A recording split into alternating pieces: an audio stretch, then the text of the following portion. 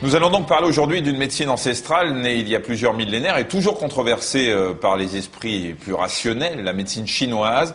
Elle est pratiquée depuis plus de 4000 ans, a eu le temps d'être affinée et de prouver son efficacité, Marina, même de façon empirique. Oui, le texte fondamental de la médecine chinoise repose sur les entretiens d'un empereur, Wang Ti, avec ses conseillers astronomes et astrologues. Ces entretiens remontent à 2600 ans avant Jésus-Christ. La médecine traditionnelle chinoise a traversé les siècles en s'étendant vers l'Eurasie, l'Afrique, puis l'Occident. Nous sommes d'ailleurs de plus en plus nombreux à être séduits par les techniques chinoises et par leur philosophie. Le corps et l'esprit sont liés, la souffrance de l'un retentit sur l'autre. L'homme et la femme sont replacés au sein d'un environnement, le ciel et la terre. Ils sont vus comme un tout dans leur globalité. La médecine occidentale, avec ses spécialistes très pointus, a eu tendance à l'oublier, ce qui explique peut-être l'engouement actuel vers les médecines alternatives. Alors ces deux médecines ne s'opposent pas, au contraire, elles se complètent. La médecine chinoise est une discipline très compliquée. Les concepts chinois sont difficilement transposables dans notre pensée, la pensée occidentale. On a donc choisi de demander à des médecins français qui ont été formés à la médecine chinoise de nous en expliquer ces principes. C'est vrai qu'en français, c'est plus facile qu'en chinois. Un reportage de Marina Berthier et Olivier Leplan. La médecine traditionnelle est la très vieille compagne de tous les Chinois. En 4000 ans, elle a accompagné les empereurs, les paysans, les gens des villes et des campagnes. Difficile pour les Occidentaux d'en saisir toutes les subtilités. Car la médecine traditionnelle chinoise, c'est une philosophie. Celle de l'homme dans le cosmos, l'homme en harmonie avec les éléments de la nature. Mais avant tout en Chine, la médecine est une science de la bonne santé. Toute la médecine chinoise va être basée sur maintenir l'homme en bonne santé et donc faire surtout de la prévention. Et si jamais il y a un symptôme qui apparaît, il faut vite le diagnostiquer et vite agir justement sur ces multiples causes pour que ça cesse. La médecine chinoise est un ensemble de disciplines qui reposent sur le même concept, le qi, que l'on pourrait traduire par énergie, force vitale ou tout simplement souffle. Lorsque des souffles entrent en conflit, la maladie survient. L'acupuncture ou la moxibustion, deux disciplines proches, consiste à piquer avec des aiguilles ou à chauffer les points du corps où circule le qi pour débloquer son passage. De la même façon, le massage libère l'énergie et supprime les tensions. La pratique corporelle est elle aussi fondamentale. Le tai chi et le qigong, où l'on retrouve d'ailleurs le mot qi, aident à maîtriser la circulation des souffles dans le corps.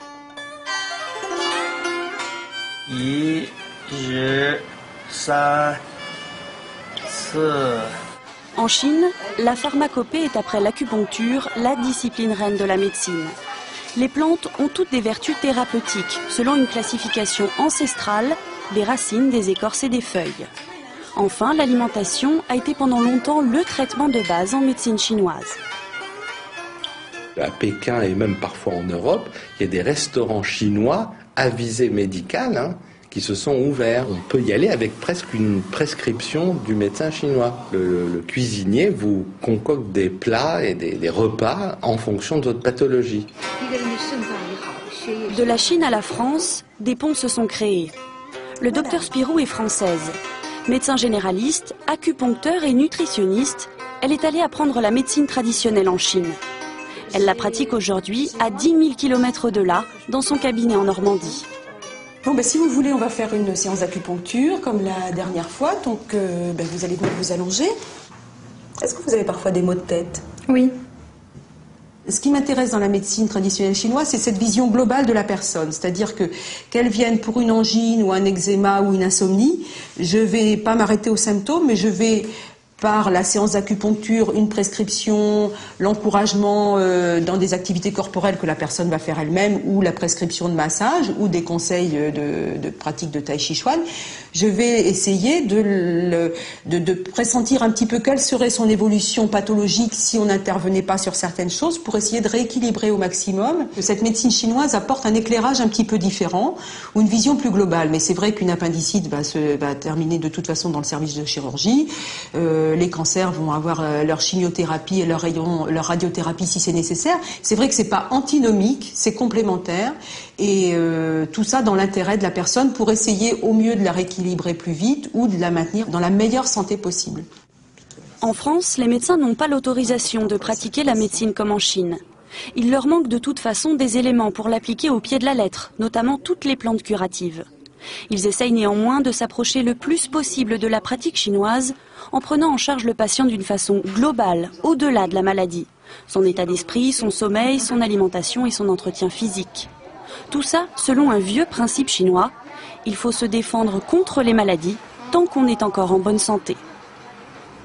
Alors pour les Chinois, notre corps est en perpétuel mouvement avec un équilibre permanent mais instable entre deux éléments essentiels, le yin et le yang. Vous savez, ils sont représentés sous la forme du dessin en noir et blanc. Le yin, c'est le principe femelle, passif, c'est le symbole de l'ombre, de la lune. À l'opposé, le yang, c'est le principe mâle, actif, représentant de la lumière et du soleil. L'équilibre du yin et du yang est essentiel pour que chaque chose dans l'univers soit en harmonie. Alors du point de vue santé, une personne est en bonne santé quand l'énergie circule bien dans son corps et c'est possible grâce justement à une harmonie entre ce yin et ce yang. La moindre perturbation va créer un déséquilibre, un manque d'énergie ou un excès, et ce sont ces anomalies qui se manifestent sous la forme de troubles du sommeil, de douleurs diverses ou de bien d'autres symptômes. La médecine chinoise attire de plus en plus de patients. Nous avons rencontré Caroline qui se soigne par la médecine chinoise depuis toute petite. Chez elle, c'est une histoire de famille et une hygiène de vie. Marina Bertsch et Alexandre Delaval l'ont rencontrée.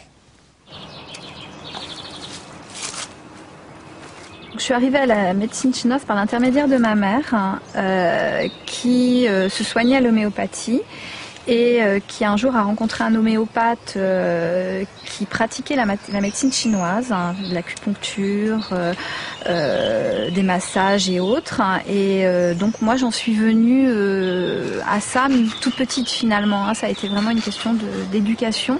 L'alimentation, à la limite, c'est le premier des médicaments, c'est-à-dire que je sens tout à fait une différence quand je me nourris bien ou finalement je vais avoir un tonus, une énergie beaucoup plus forte et une sérénité beaucoup plus grande que lorsque je me nourris mal. Je vais chez un ostéopathe qui a étudié la médecine chinoise et donc qui me fait des séances d'ostéopathie et également des massages chinois. Et c'est vraiment par le toucher sur des points d'énergie et qui va faire travailler tel et tel élément du corps. Pour moi, ça reste une priorité, c'est-à-dire que quand je sens qu'une limite, que j'ai atteint une limite, je vais consulter.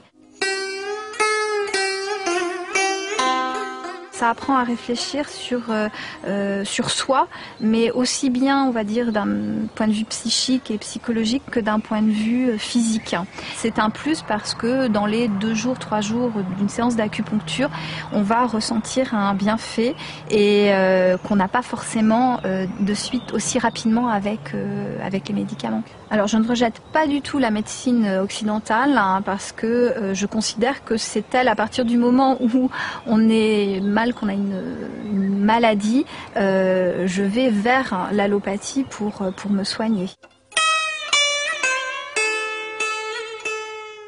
Alors non seulement je considère que c'est se soigner sainement, mais aussi avant tout c'est se responsabiliser face à sa santé et face à soi et de faire en sorte effectivement d'être préventif et de rester en bonne santé quand on l'est. Alors en France, en termes de médecine chinoise, il y a du pire comme du meilleur. Après avoir vu ces reportages, vous aurez peut-être envie de vous y mettre aussi. Sachez quand même que la médecine chinoise n'est pas reconnue en France. Seule une formation théorique existe à la faculté de médecine de Bobigny, unique en Europe. Globalement, on estime que 5000 médecins environ se sont formés à l'acupuncture et eux sont effectivement agrémentés. Alors pour finir, il faut tout de même tordre le cou à une vieille légende. On raconte qu'un médecin chinois n'est pas payé si son patient est malade. Preuve qu'il aurait échoué dans sa tâche de le maintenir en bonne santé. Alors sachez qu'aujourd'hui, cette légende n'est plus vraie du tout et qu'une consultation de médecine chinoise se paye, comme chez votre médecin généraliste. C'est pas la peine de lui faire croire que vous êtes tombé malade après la consultation.